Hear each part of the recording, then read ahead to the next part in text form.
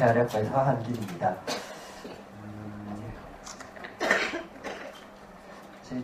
제가 오늘 어느 정도 시간을 이렇게 말씀을 드려도 되는지를 정확하게 모르고 왔는데 한 30분 정도 제가 말씀을 드리면 된다고 이렇게 말씀해 주셔서 사실 제가 예전 파킨슨 행사 등등에서 여러 가지 주제로 이렇게 환자분들께 도움이 될 만한 강의를 드린 적이 있는데 오늘은 좀 그냥 포괄적인 이야기를 드려보려고 합니다.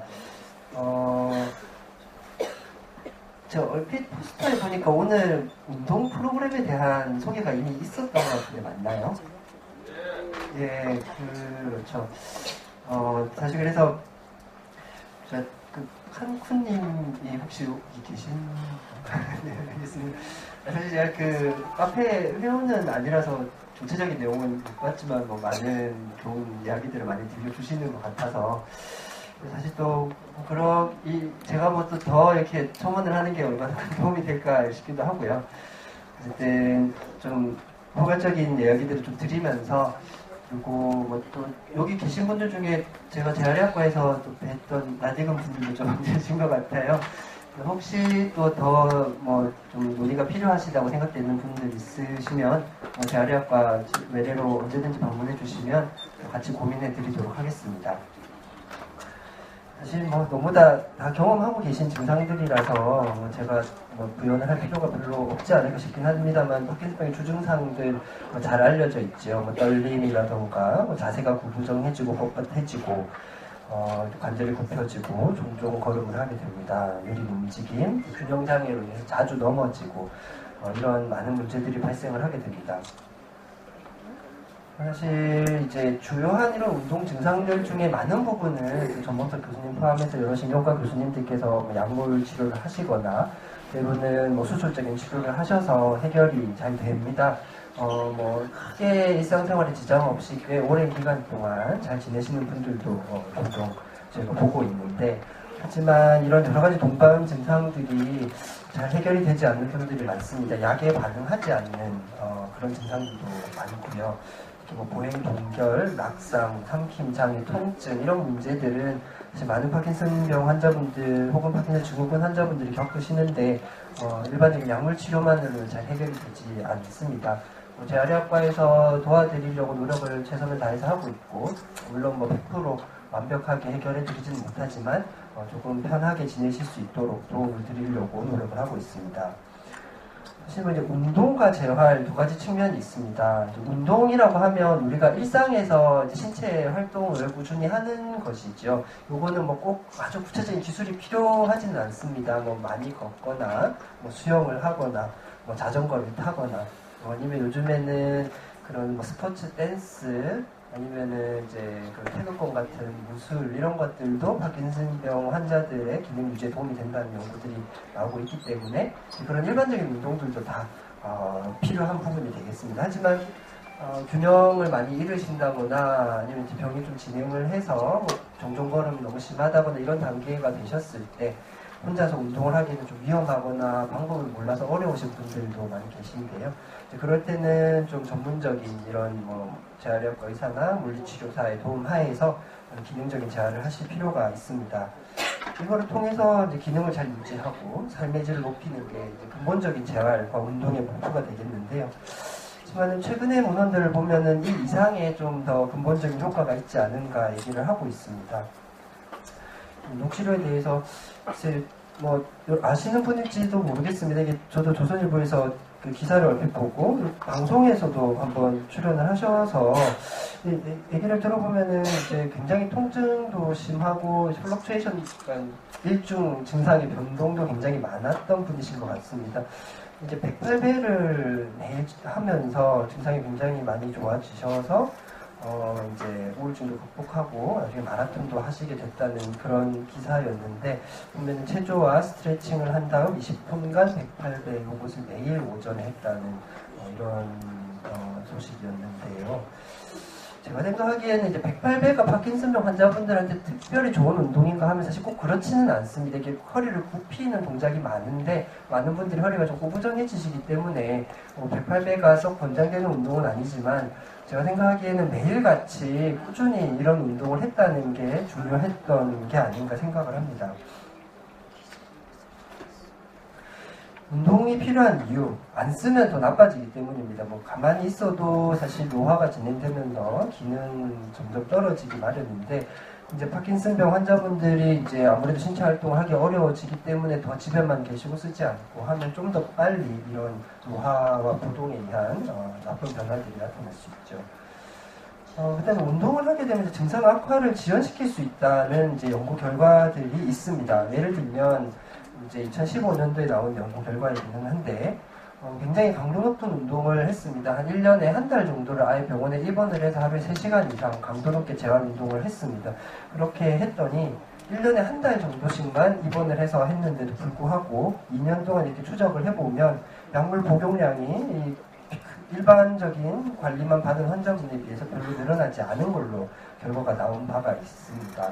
또한 별다른 이런 이제 재활 노력을 하지 않았던 일반적인 환자분들은 한 1년 정도만 지나면서도 단독요법, 그러니까 약을 한 종류만 먹는 분들이 많이 줄어들게 되는데 이제 열심히 재활 운동을 하신 분들은 이제 약을 한 종류만 복용을 하면서 유지할 수 있는 분들이 그만큼 많았던 거죠. 그래서 혹시 이제 증상 악화 자체를 좀 지연시키고 약물 사용을 좀 줄일 수 있는 게 아닌가 하는 것들이 이제 최근에 좀 많이 제한되고 있는 운동의 효과입니다. 그래서 이제 잠재적인 효과에 대해서 이런 여러 가지 효과들이 예전부터 이제 많이 얘기가 되고 있는 것들이 네이처에서 얘기를 했던 건데, 뭐 심혈관 질환을 예방하고 골다공증을 억제한다, 인지기능, 우울증 예방, 뭐 이런 것들. 이거는 사실 그냥 건강하신 어르신들이 운동을 해도 얻을 수 있는 효과입니다. 꼭 파킨슨병이 아니더라도 기대할 수 있는 효과라면, 파킨슨병에서는 여기 더해서 운동 기능을 더 향상시키고 약물 효과를 향상시키고 잘 알다시피 이제 도파민 결핍에 의한 문제들을 좀 더 최적화할 수 있을 거라는 이제 그런 이론들을 제시를 하고 있습니다. 물론 이게 다 입증이 된 건 아니고요. 이제 그럴 수 있을 거라는 기대가 있다고 이해하시면 됩니다. 운동을 언제 해야 하는가? 이것은 뭐 이렇게 얘기를 합니다. 너무 이른 것도 너무 늦은 것도 없다. 언제든 운동은 필요합니다. 아주 증상이 경미한 환자분들도 운동이 필요하고 굉장히 많이 진행이 된 분들도 운동은 필요합니다. 이제 어떤 목표를 가지고 운동을 할 것이냐가 다른 점이라고 보시면 됩니다. 하지만 빨리 시작하면 아까 보여드린 것처럼 약물의 증가를 좀 줄이고 기능을 최대한 유지를 할 수 있기 때문에 빨리 할수록 더 좋다. 이것은 많이들 말씀을 하는 부분이고요. 사실 경험적으로는 한번 나빠진 기능을 되돌린다는 건 굉장히 어렵습니다. 많은 환자분이 제가 보고 있지만 더 좋게 하는 것은 굉장히 어려운 일입니다. 하지만 열심히 운동하면서 적어도 좀 나빠지지 않고 관리하는 건 어느 정도 성공하시는 분들이 계시거든요. 그렇기 때문에 너무 나빠지기 전에 적절한 운동을 유지하는 게 필요하겠습니다. 그래서 이제 재활치료를 언제 좀 상담을 해야 하느냐, 이제 뭐 유럽에선 가이드라인, 유럽은 워낙 선진국들이라 좀 이렇게 얘기하는 경향은 있긴 합니다만, 일단 병이 진단되면 재활을 어떻게 할 것인지 한 번 정도는 상의를 하라, 이렇게 얘기를 하고, 혹시 이제 본인이 운동하는 것에 대해서 의문이 있을 때, 내가 제대로 하고 있는 게 맞을까, 이런 운동에 의문이 있을 때 이제 상의를 하라, 이렇게 얘기를 하고요. 또한 이제 병이 진행하면서 내가 일상생활에서 할 수 없는 어떤 문제들이 발생을 했을 때, 그때 이제 그 문제를 해결하기 위해서 상의를 하라고 권장을 하고 있고요. 이런 문제들이라는 건 잘 알려져 있는 이제 걸음걸이의 문제, 낙상의 문제, 그다음에 어떤 일상생활 기능의 문제라던가 통증 같은 게 발생을 했을 때 어떻게 좀 운동을 하거나 재활치료를 하는 게 적절할지 이제 상의를 하는 게 좋다. 이렇게 권장을 하고 있는 것이고요. 어떤 이유로든 병원에 입원을 하게 되면 좀 재활치료에 대한 면담을 하는 것이 좋다고 권장을 하고 있습니다. 그래서 단계에 맞는 재활치료를 하게 되면 초기 파킨슨병 환자들은 사실 스트레칭, 지구력 운동, 근력 운동 이런 것들은 일반적인 어르신들이 하는 운동과 큰 차이 없습니다. 그냥 건강관리를 위해서 하는 운동들을 그대로 하시면 되고요. 중기 환자들은 이런 기본적인 운동에 더해서 좀 보행 기능을 개선하기 위한 훈련이라던가 뭐 작업 치료, 언어 치료 같은 좀 구체적인 기능 장애에 대한 치료를 받으셔야 되고요. 후기 파킨슨병 환자분들 이제 걷기도 어렵고 이제 휠체어를 주로 이용하시는 이런 단계에서는 적절한 자세를 유지하고 휠체어를 처방하고 뭐 관절 구축이나 욕탕 같은 걸 예방하기 위한 그런 스트레칭, 적절한 운동들을 하셔야 됩니다. 초기 단계는 주된 목표는 이렇습니다. 이제 활동을 최대한 유지하기 위해서 이제 운동을 해야 합니다. 신체 능력을 직접 증진시키고 통증을 예방하고 또 병의 진행을 최대한 지연하는 것이 초기 재활 치료의 목표가 되는데, 사실 뭐 말씀드린 것처럼 일반적인 어르신들이 하는 운동과 대동소이합니다. 근력 강화 운동, 내적 활동들 다 가능하고요. 뭐 골프, 수영, 뭐 테니스 다 좋다고 얘기를 합니다. 낙상 예방을 위한 뭐 교육 같은 것들을 적절한 시기에 받아서 다치는 일이 없도록 하는 것이 필요하다, 이렇게 얘기를 하고 있고요. 그래서 이제 뭐 미국 스포츠의학회에서는 건강한 노인들을 위해서 이제 이렇게 운동을 하라고 권장을 하고 있습니다. 유연성 운동, 유산소 운동, 그다음에 근력을 강화하는 운동, 균형 운동, 이렇게 권장을 하고 있습니다. 유연성 운동이라고 하면 이제 몸을 부드럽게 유지를 하는 것인데, 주로 이제 가슴이나 허리나 뭐 다리나 이런 부분들의 근육을 유연성 운동을 하셔야 되죠. 대개는 스트레칭이라는 것은 너무 편하게 하면 근육이 늘어나는 효과가 없습니다. 좀 당기는 느낌이 들 정도의 세기로. 이제 보통은 한 10초에서 한 30초 정도는 당겨 주셔야지 근육이 늘어나기 때문에 이런 식으로 10에서 30초 정도 유지하는 걸 3에서 5회 반복한다.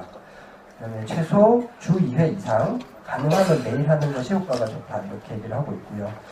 스트레칭이 필요한 곳은 이 자세를 보면 어디가 스트레칭이 필요한지 알 수 있습니다. 굽어진 데를 늘려주시면 되는 것이기 때문에 이제 이런 무릎 관절을 펴주는 스트레칭을 한다, 이렇게 펼 수 있습니다.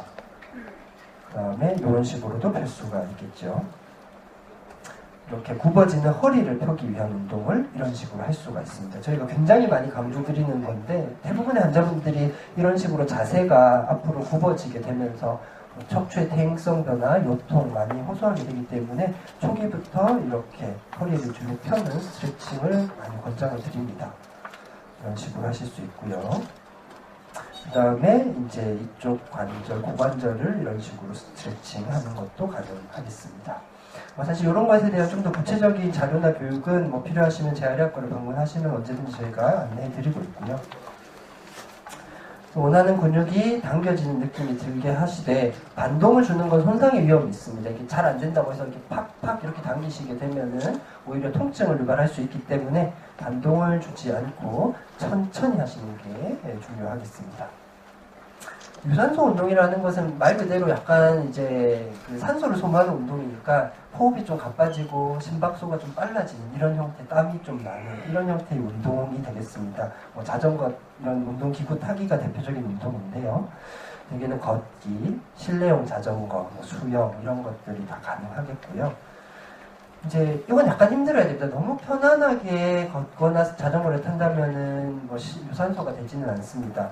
이게 말은 가능하지만 노래는 부르기 어려울 정도로 살짝 숨이 가쁜 느낌이 들게 얼마나 이건 매일 하는 게 굉장히 중요하다고 믿습니다. 유산소 운동을 통해서 심폐지구력을 키우려면 매일 해야 된다. 그래서 하루에 30에서 60분을 하는데 이거를 뭐 5분씩 10번 한다고 해서 효과적이지 않습니다. 한 번 할 때 적어도 10분 이상은 유산소를 해야지 심폐기능에 효과가 있기 때문에 하루에 30에서 60분을 하면서 한 번 할 때 최소 10분 이상은 해야 되고요. 일주일에 총 150에서 300분 정도 이렇게 해서 뭐 매일 60분 할 수도 있고 그다음에 이제 좀 한 월수금 이런 식으로 해서 좀 더 하루에 많이 할 수도 있겠지만 일반적으로 권장되는 것은 매일 꾸준히 하는 게 가장 좋다고 되어 있습니다. 근력 강화 운동은 사실 이제 최근에 많이들 노인분들한테 얘기를 하고 있습니다. 혹시 기사들 좀 보신지 모르겠지만 근감소증이 위험하다 이런 기사들 최근에 많이 나오는데요. 건강하신 노인들도 근육량이 줄어들면 각종 질환이 발생한다라는 게 최근에 많이 알려지고 있어서 파킨슨병 환자분들 역시 근육량을 적절히 유지하는 것이 어느 정도 필요합니다. 이제 가벼운 아령, 기구 이런 것들 혹은 계단 오르기 이런 동작들을 통해서 근력 강화를 할 수 있습니다. 대개는 이제 큰 근육들 위주로 하시면 되고요. 대개는 각 동작별로 8에서 12회 정도 반복하는 것이 근력 강화를 위한 일반적인 권고입니다. 그러니까 예를 들면 아령으로 뭐 팔 운동을 한다. 그러면 한 8에서 10회 정도 하고 잠깐 쉬었다가 또 8에서 10회 정도 하고 잠깐 쉬었다가 8에서 10회 정도 하고 3번 반복하면 해당 근육의 근육량을 늘릴 수 있다. 이렇게 보통 얘기를 합니다. 보통 근력 강화 운동은 매일 하기를 권장하지 않습니다. 왜냐하면 근육이 회복하는 시간을 주어야 하기 때문에 최소 이틀에 한 번 정도, 그러니까 하루를 근력 운동을 했으면 하루는 쉬어주셔야 됩니다. 그래서 주 3회 이상은 일반적으로는 권장을 하지는 않습니다. 그래서 최소 주 2회 이상, 최대로 해도 한 주 3회 정도까지만 하기를 권장을 드리고요. 그래서 나에게 적절한 운동이라는 건 결국은 평소에 운동 능력이 중요합니다. 이제 파킨슨병 환자분들 전문적 교수님 많이 진료 받으시는데 전문적 교수님 맨날 하루에 3시간 운동하세요 이렇게 말씀하시는데요. 많이 들으셨겠지만 근데 이제 그 전에 하루에 1시간도 운동을 안 하시던 어르신이 이제 파킨슨병 진단받아서 왔더니 3시간 하라. 3시간이 안 되죠. 당연히 그게 될 수가 없습니다. 그렇기 때문에 이게 평소에 운동 능력에 따라서 서서히 해나가는 게 굉장히 중요합니다. 그래서 저는 평소에 운동 얼마나 하시는지 물어보고 만약 예전에는 하루에 한 30분, 1시간 했습니다. 그럼 일단 거기서부터 시작을 하는 게 좋겠다고 말씀을 드립니다. 그래서 서서히 늘려가는 거죠. 그래서 2시간, 3시간으로 이제 관절 상태나 동반 질환에 따라서 어떤 운동들은 좀 무리할 수 있습니다. 예를 들면 근력 운동을 위해서 계단 오르기를 좀 하면 좋겠는데 무릎 관절이 안 좋으신 분들은 오히려 관절염이 악화됩니다. 그래서 그런 증상들에 따라서는 좀 어떤 운동을 하는 게 좋을지 의료진과 적절한 상의가 필요할 수 있다. 그렇게 말씀드리겠습니다. 권장되는 레저 활동 아까 말씀드린 것처럼 다 권장됩니다. 뭐 테니스, 혼자서 하는 테니스는 아니고요. 복식 테니스를 권장을 합니다. 왜냐면 혼자 하는 건 조금 무리할 수 있기 때문에 이제 이런 탁구 같은 거 뭐 좋다고 얘기하고요. 골프 좋습니다. 뭐 허리가 아프거나 무릎이 아프시지 않은 분이라면 이전에 하시던 골프 그대로 하셔도 좋습니다. 스포츠 댄스 치료 효과가 있는 걸로 문헌 보고게 되어 있고요. 뭐 요가 같은 스트레칭 운동들도 좋다고 얘기를 하고 있습니다. 다만 요가 동작들 하시는 분들 꽤 있으시던데 때로는 건강한 분이 하기에도 좀 과도한 동작들을 요가 강사들이 하십니다. 그런 것들은 솔직히 좀 따라하지 않는 게 좋지 않을까 생각을 하고 좀 그냥 좀 어르신들한테 무리가 가지 않는 수준의 동작들 위주로 하시는 게 좋겠습니다. 중기 단계가 되시면 이제 이런 레저 활동이나 개인이 하는 운동만으로는 좀 어렵습니다. 초기 재활 치료의 목표, 아까 말씀드렸던 그런 건강 상태를 유지하는 것은 당연히 가지고 가겠지만 자주 넘어지신다거나 보행이 동결이 생겨서 발이 잘 안 떨어지신다거나 균형 문제, 일상생활의 문제 이런 것에 따라서 그 해당하는 활동을 적절히 재활을 할 필요가 있습니다. 그래서 이제 물리치료, 운동치료, 작업치료나 삼키는 문제가 있다면 삼키는 것에 대한 치료, 발성, 발음에 문제가 있다면 언어치료 이런 것들이 권장이 됩니다. 그래서 이제 뭐 기능이 아주 나쁘신 분들은 이런 어떤 지도하에서의 보행치료가 필요할 수 있고요. 아니면 이제 혼자서 하기 힘든 스트레칭 동작들을 치료사의 보조하에서 할 수 있습니다. 최근에는 이런 이제 보행 로봇 같은 것들이 이제 치료 효과가 있다고 일부 보고되어 있습니다. 파킨슨병에서는 연구가 한참 진행 중이고 저희도 연구를 좀 하고 있는데 지금 저희 병원의 파킨슨병 환자분들도 몇 분 정도는 저희 연구에 참여해서 보행 로봇 치료를 좀 받았고 보행 기능 개선이 일부는 있었는데요. 뭐 계속 연구가 필요한 부분입니다. 작업 치료 같은 경우는 일상생활 동작이라든가 손 기능 동작 이런 것들을 연습하게 되죠. 그룹 치료도 해외에서는 많이 권장이 되고 있습니다. 이렇게 이제 혹시 이렇게 환우회에서는 이런 프로그램들을 좀 운영하고 계신지 굉장히 궁금한데요. 제가 개인적으로 이렇게 좀 있나 이렇게 환자분들에게도 소개해드릴 만한 치료가 있을까 궁금해서 좀 알아봤는데 제가 알기로는 잘 없어서 그래서 사실 작년에 소규모 그룹 운동 프로그램을 만들기는 했습니다. 근데 워낙 소규모라 많은 분들이 참여하기는 좀 어려운데 지금 뭐 한 7분 정도가 한 팀으로 해서 화요일 팀, 그 다음에 수요일 팀에서 2팀으로 일주일에 한 번씩 모여서 그룹 운동하고 있습니다. 한 50분 정도. 그리고 사실 저희 병원에 웃음치료 참여하시는 파킨슨병 환자분들도 꽤 계신데요. 저도 웃음치료 한 번 참여해서 프로그램을 봤는데 파킨슨병 환자분들께 꽤 도움이 되는 그런 동작들이 꽤 있어서 뭐 가볍게 그 웃음치료 참여해 보실 수도 있다고 생각을 합니다. 이제 보행이 많이 불안하신 분들은 제가 보조기를 권장을 드립니다. 지팡이, 뭐 초기 단계는 지팡이, 좀 더 어려워지시면 이제 워커 같은 것들, 보행기 이런 것들을 이제 권장을 드리게 되고, 이것은 초기에 조금 적응 훈련이 필요할 수 있기 때문에 제가 이제 물리치료실에 몇 번 오셔서 같이 훈련하면서 좀 적절하게 적응을 해드리기도 합니다. 심하게 진행된 파킨슨 병은 뭐 건강의 유지라든가 기능의 유지에 더해서 사실 어떤 합병증 예방이나 아니면 이제 보호자분이 이제 환자를 간호 관리하는 것을 좀 편하게 하기 위한 이런 목적들이 좀 추가가 되게 되겠습니다. 사실 이제 환자분들이 이제 걷기가 어려운 단계가 되면 거의 하루 종일 앉아 있거나 누워만 있게 되는데, 이제 그러면은 오랫동안 누워 있으면 운동 부족으로 인해서 부작용들이 생기면서 상태가 더 나빠지는 이런 악순환이 발생을 하게 됩니다. 이제 이런 것을 차단을 하는 게 이런 좀 만성기에서는 중요한데요. 특히 이제 관절의 구축이 많이 생기게 됩니다. 아무래도 몸, 팔, 다리가 뻣뻣한데 안 쓰고 있으면 이제 더 굳어져서 움직이지 못하고 욕창이 생기고, 이런 것들을 저희가 좀 관리하기 위한 교육들을 해드리고 있고요. 더더욱 이런 자세들이 심화가 됩니다. 문제는 이제 이런 단계에 있는 분들이 병원으로 나와서 치료받기가 굉장히 어렵습니다. 그래서 이제 간단한 재활 동작들은 보호자분이 교육을 받아서 집에서 시행을 하는 형태로 저희도 좀 권장을 드리고 있고요. 그 다음에 이제 아주 중증으로 진행되신 경우에는 휠체어를 적절하게 맞춰드리거나 자세 유지를 위한 이제 보조 장치 같은 맞춤형 시트 이런 것들을 적용해 드리기도 합니다. 많이 생기는 문제 중에 하나가 보행 동결입니다. 이건 초기에도 굉장히 심하게 오시는 분들이 있는데 아마 경험하시는 분들 꽤 많이 있으실 텐데요. 애쉬 영상을 보시면은 발이 잘 안 떨어져서 걷지를 못하니까 이런 식으로 이제 시각적 자극을 줍니다. 그러면은 이제 발을 이렇게 뗄 수가 있으신데 또 금방 이렇게 달라붙게 되죠. 다시 치료사가 발을 내밀어서 이 발을 한번 넘어가 보세요. 이렇게 자극을 주면 다시 또 겨우 발을 좀 떼시다가 동결이 또 발생을 하면서 이렇게 균형을 잃게 돼요. 이런 게 이제 보행 동결입니다.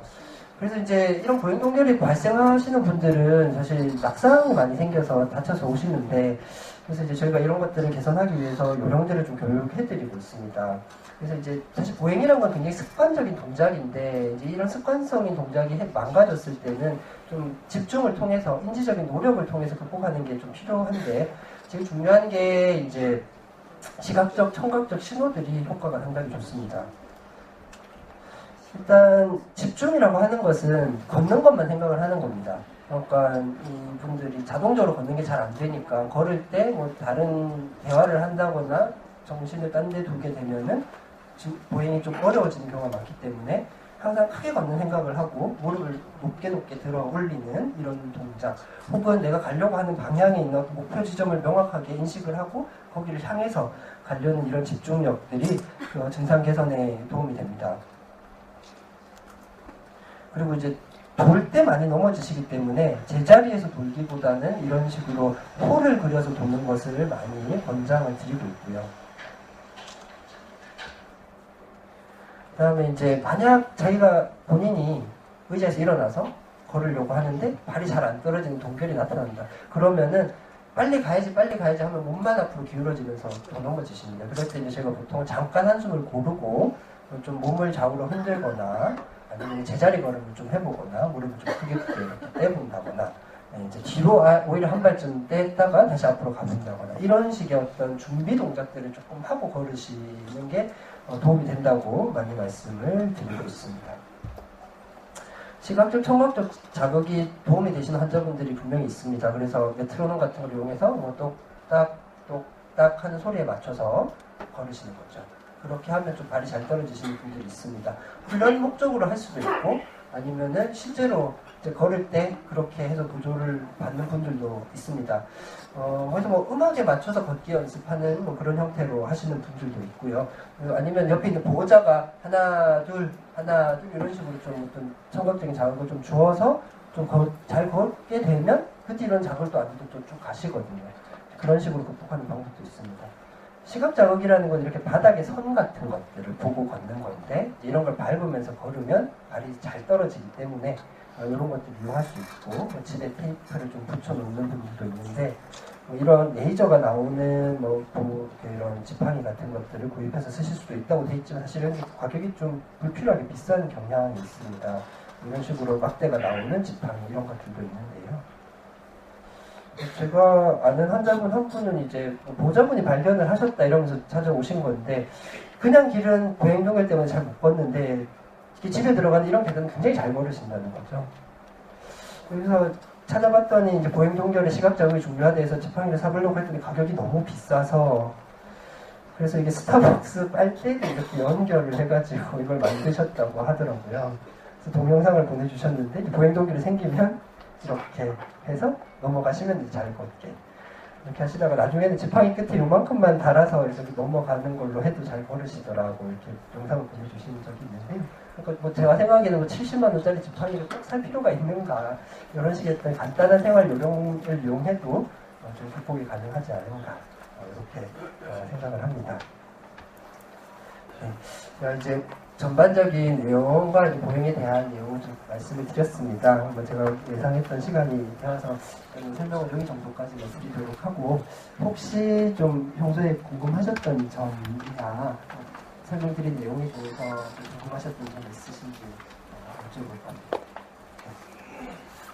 저는 무릎이 아파가지고요. 하천동을 못하는데 무릎이 아프다는 게 가죽을 불편하게 이제 무릎이 안 좋으신 어르신들이 워낙 많으니까 파킨슨 환자분들 걷기 하루에 31시간 권장드리지만 무릎 때문에 못하시는 분들 같은 경우에는 그 홈쇼핑에서 많이 파는 자전거 기구를 많이 권장을 드립니다. 무릎이 결국은 아파지는 이유는 걸을 때 체중이 무릎에 가기 때문에 무릎 관절이 닿아서 아프신 경우가 많거든요. 이제 그런 기구 같은 경우에는 체중 부하가 걸리지 않기 때문에 훨씬 덜 아프게 하체 운동을 할 수 있는 장점이 있고요. 또 한 가지 방법은 아쿠아이긴 합니다. 아쿠아는 그 퇴행성 관절염 있으신 분들 아쿠아 운동 많이 하시는데 파킨슨병 환자분들도 뭐 균형이 너무 없어서 물에 빠지거나 할 위험만 없다면 아쿠아에서 같이 운동하시는 것도 관절 부담 없이 운동할 수 있는 좋은 방법입니다. 또 한 가지는 퇴행성 관절염 자체는 치료가 가능한 병입니다. 근데 파킨슨병은 진행성 질환이지만 퇴행성 관절은 여러 가지 치료법이 개발되어 있습니다. 초기에는 연골 주사도 도움이 될 수 있고, 그 다음에 여러 가지 약들이 통증을 완화시킬 수 있고, 정 안 되면 파킨슨병 환자분들 인공관절 수술을 충분히 하실 수 있기 때문에 요즘에 인공관절 기술도 워낙 좋아져서 한번 수술하면 15년, 20년 갑니다. 그렇기 때문에 정 아프시고 약이나 연골 주사로도 효과가 별로 없으면 인공관절 수술하시고 열심히 운동하시는 것도 방법입니다.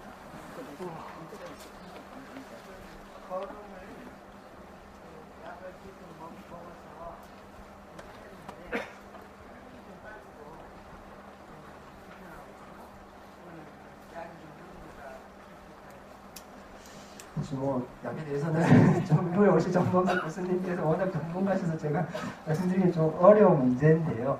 근데 꼭 약 때문이라고 볼 수는 없긴 합니다. 이제 파킨슨병 증상 때문에 이제 힘이 빠진다는 느낌을 받는 경우는 많지만 사실 파킨슨병 자체가 기본적으로는 뭐 근력이 저하되는 경우는 아니기도 하거든요.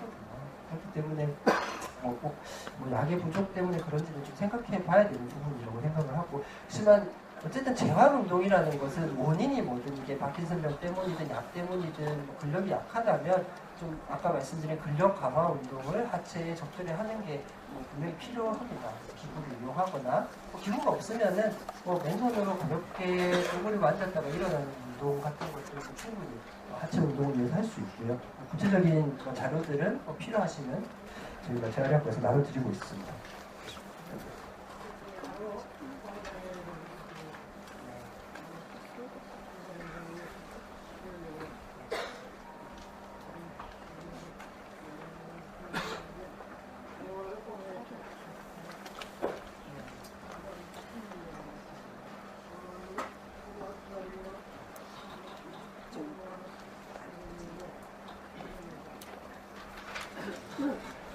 네, 알겠습니다. 이거 쉽지 않은 문제이기는 한데, 제가 이제 그 구강 발성 운동을 많이 교육을 해드리고 있습니다. 교육 자료도 저희가 만들어 드려서 뭐 필요하신 분들은 진료하면서 저희가 드리고 있어요. 이게 이제 되게 목소리가 작아지고 발음이 불분명해지고 이제 떨리고 이런 증상들이 나타나다가 좀 더 진행되면 삼키기가 어렵고 이렇게 되기 때문에 저희는 이제 삼킴 장애에 준한 구강 운동들을 등록을 하는데 혀 운동, 발성 운동 두 가지가 다 중요합니다. 이 발성이라고 하는 것은 길고 큰 소리를 내는 그런 형태의 이제 호흡을 동반한 발성 운동인데 그 정원수 교수님은 항상 노래 부르기 많이 하라고 말씀드리는 게 다 그 연장선에 있는 것이고요. 그거에 더해서 이제 혀 운동은 사실 이거는 구체적인 요령을 좀 배우셔야 돼서 제가 이 자리에서 혀를 이런 식으로 운동하면 좋다고 말씀드리기 어려운데 보통은 혀 내밀거나 볼을 밀거나 이런 동작들을 저희가 교육을 해드리고 있고 지금 동영상으로 만든 것도 있어서 중요한 데 필요하면 하이차트라고 해서 스마트폰으로 동영상 보내드리면 첨부이 가능한데 그런 식으로 그 구강 운동 동영상 보내드리는 것도 저희가 하고 있고요. 그래서 증상이 이미 좀 진행이 되신 거라면 재활의 고열에 한번 방문하시면은 제가 구강운동 요법에 대한 영상과 교육 자료를 충분히 드릴 수 있습니다. 네, 너무 많은 분들이 질문하시는데 한 분만 질문 더 받도록 하겠습니다. 네. 시침도 중에 쥐가 나는데요. 네. 시침도 중에 쥐가 나요. 네네. 그 쥐가 나는 것도 학기 선정에 의한 원인인가 또 생각되고 네. 또 그것을 해소시키는 방법은 어떤 방법이? 네, 기본적으로 약으로 치료하는 게 필요합니다. 정원석 교수님과 약을 좀 상의를 하셔야 돼요. 다른 신경과 교수님 진료를 받으시더라도 김원희 교수님이라도 약물 상의가 필요하고요. 되게 이제 자다가 쥐가 나는 증상 같은 경우에 그 파킨슨 약 계통을 잘 조절해서 완화가 가능합니다.